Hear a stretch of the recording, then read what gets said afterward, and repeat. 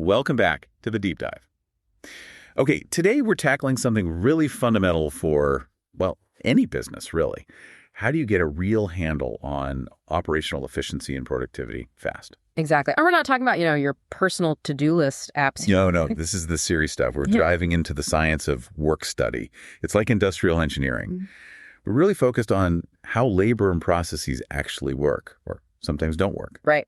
And the sources we've looked at, they really detail the modern approaches. You see this a lot in sectors like retail, hospitality, call centers, logistics, places with high volume, lots of moving parts. So the mission today is? It's about uncovering how time is really being spent, not how people think it's spent or how the procedures say it should be spent, but the reality on the ground. We want to pull out the actionable insights from that data.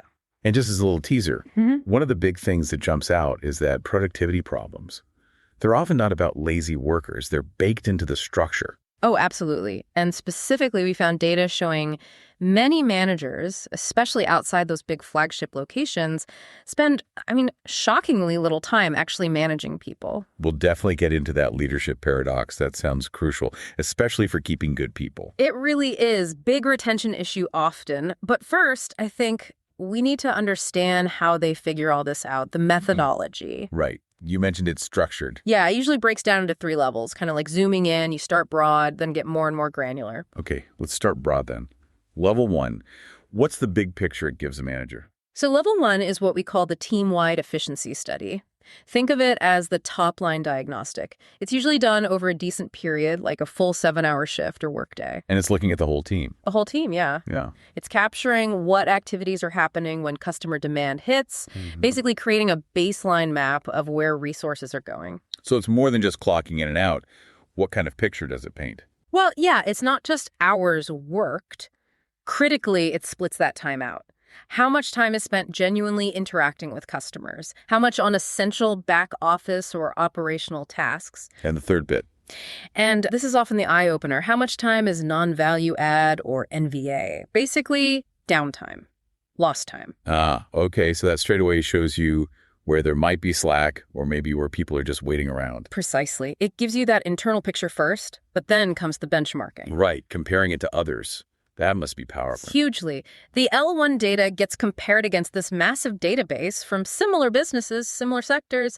Suddenly, you're not just guessing. So you can answer questions like? Like, how much downtime do we have compared to the average or the best in class? And crucially, how much stretch are our teams under? Are they constantly rushed off their feet, or is there capacity? It takes the emotion and opinion out of it. Okay, that makes sense. So you've got the big picture from level 1.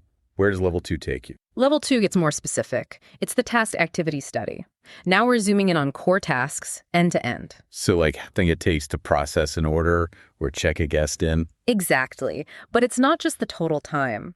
The key here is breaking that task down into its individual steps.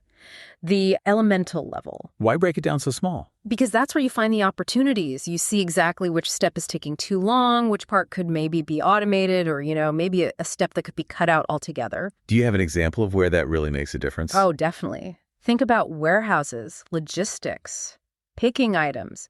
The studies consistently find something like half the time spent picking isn't grabbing the item. What is it then? It's traveling, just walking or driving the forklift between locations. Right. So the problem isn't necessarily the picker's speed. Exactly. Yeah. It's the warehouse layout, maybe the route they're given, the sequence on the pick list, the fixes in the design, not just telling someone to hurry up. Okay. That's level 2. Then there's level 3, going even deeper. Yep. Level 3 is the deep dive movement analysis. This is often where they use MTM methods time measurement. MTM. Sounds technical. It is. It's like putting the process under a microscope. Oh, yeah. Often uses video analysis. You break down the work into these tiny, standardized human movements like get, put, easy reach, turn, really small actions. And why on earth would you need that level of detail? It's perfect for tasks that are super short, really repetitive, done maybe thousands of times a day. Think fast food, assembly lines. Ah, okay. Where shaving off even a tiny bit of time adds up massively. Precisely. Saving a second on a task done 10,000 times a day, that's huge savings over a year. Can you give a concrete example, something relatable? Sure. Quick serve restaurants are classic. NTM analysis looked at making burgers. They found that installing a simple hands-free sauce dispenser saved measurable time. No. Because before, the worker had to put the burger box down, pick up the sauce bottle, dispense, put the bottle down, pick the box back up. That little put-down, pick-up cycle, it adds up. The hands-free dispenser eliminated it. Wow. Just changing the dispenser. And the MTM data quantified the exact time saved, which made justifying the cost of the new dispensers really easy. It's hard data. That's fascinating. And I guess this kind of analysis, levels 2 and 3, also flags the obvious waste, right? The stuff we probably all see. Oh, yeah, absolutely. That's a core output.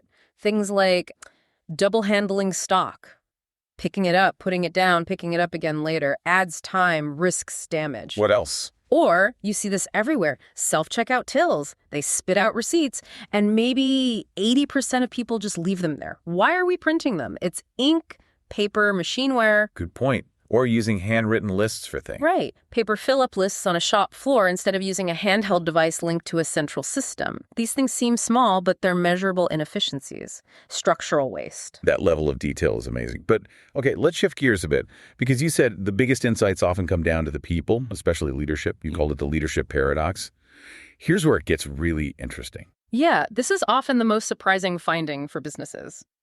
We're talking now about the role study. It's like a day-in-the-life observation, but very structured. Tracking managers, specialists, understanding how their time is actually spent. Compared to how the company thinks it's spent, or intends it to be spent. Exactly. And look, everyone agrees, the difference between a good store or a good branch and a great one, it's usually the local leader, the manager. Sure, that makes sense. But the data shows that many businesses, completely unintentionally, build systems and processes that actually stop their managers from leading effectively. They get trapped. Trapped doing what? Yeah. What does the data actually show about how managers spend their time, especially in, say, smaller branches or stores? Okay, brace yourself. The numbers are pretty stark. For managers outside the really big flagship locations, some were spending as little as 1%. 1% of their day. 1% of their time on actual management activities. Coaching, developing people, strategic thinking, that kind of thing. So what were they doing? The average across the board was only about 15 to 20% on people management. The other 85%. It gets sucked up by operational tasks. Covering breaks, stocking shelves, dealing with immediate firefighting. They just become an extra pair of hands. Wow. So the most experienced, probably highest paid person on site is often doing the most basic operational work. It's hugely inefficient from a cost perspective. But worse, think about the team. They're not getting coached, not getting developed. It kills morale and career progression. Yeah, I can see that. And it's not just the hands-on stuff, right? What about communication? That's another big time sink. We did a study on area managers and the people who look after multiple stores, found that around 15% of their entire week 15% was just spent reacting to emails, Teams messages, WhatsApp groups, just this constant barrage of digital communication. So they're just constantly interrupted. Constantly. Even if the tools were meant to help, the sheer volume prevents them from doing the deep work, like having proper focus coaching sessions with their store managers. They're just fighting digital noise. And you also mentioned something about admin time, like Parkinson's law. Oh, a perfect example. There was a fast food chain. They decided managers should have dedicated admin time on Mondays. Off the floor, focus on reports, analysis. Good intention, right? Sounds sensible. Initially, maybe it took them, say, 3 hours. But because Monday was blocked out for admin, the work just expanded. It filled the whole day. So they spent all of Monday on admin, even if it wasn't needed. Pretty much. It became this entrenched habit. A whole day away from the team, away from the operation. And even when data showed the actual admin needed way less time, it was really hard to break that pattern. The structure created the inefficiency. That makes the case really strongly for looking beyond just one role, doesn't it? Looking at the whole structure, the hierarchy. Absolutely. That's where you use the data for bigger structural decisions. You use internal benchmarking first. Comparing the same role across different sites, is the team manager job in store A basically the same as in store B? Or is one person carrying way more responsibility, maybe doing tasks that should belong to a different role? It checks for consistency. Okay. And then the really revealing part must be the role overlap. That's often where the big savings are found. The analysis lays bare where different roles are essentially doing the same things, redundancy. And you have actual numbers on this? We do. For instance, data consistently shows that in many retail or hospitality setups, a manager and their assistant manager spend, get this, 68% of their time doing the exact same tasks. 68%. Wow. So more than 2/3 of the time, you've got two different management salaries paying for the same work. Effectively, yes. You've got duplication baked into the structure. And it gets even higher sometimes. Between a team leader and a supervisor, often around 78% overlap. That's huge. It is, and that's the kind of objective data businesses need to, say, justify flattening the structure, maybe going from 4 layers of management to 3, and crucially, implementing really clear role profiles so everyone knows exactly what they're responsible for and what they're not. Okay. So let's pull this together. We've gone from the big picture down to tiny movements, looked at managers' time. What does this all mean for someone listening? How do they use this? Well, I think the real power of work study done properly is that it takes the guesswork and, frankly, the politics out of decision-making. It's objective. It's objective. It gives you a solid, data-driven reason for making changes, sometimes tough changes. It lets you build accurate workload models, sometimes called rebudget systems, so you can match your staffing levels precisely to when your customers actually need them. So it's about efficiency, but also effectiveness. Exactly. The goal isn't just to cut hours or make people rush. It's about freeing up time. Maximizing the time your team spends on the things that actually make a difference to the customer, the things that make your business unique. It really comes back to that phrase, every second counts. In today's world, with rising costs, you just can't afford to waste time structurally. You really can't. Understanding how time is used, how processes flow, it's fundamental to staying profitable, staying competitive. It's the foundation. Absolutely. So just to recap quickly, we looked at the 3 levels, the team study for the big picture, the task analysis for workflows, and the MTM deep dive for those high-frequency actions. Right. And probably the biggest takeaway for many organizations is that leadership paradox managers needing to be freed up from operational tasks to actually lead.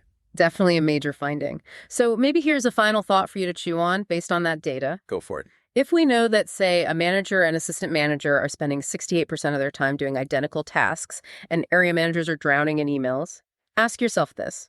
Is your biggest productivity bottleneck really about how fast people work? Or is it simply about a lack of clarity? Maybe the biggest win comes not from speed, but just from clearly defining who does what. Clarifying roles and responsibilities based on data. Exactly. Could that clarity unlock more value than anything else? Something to think about.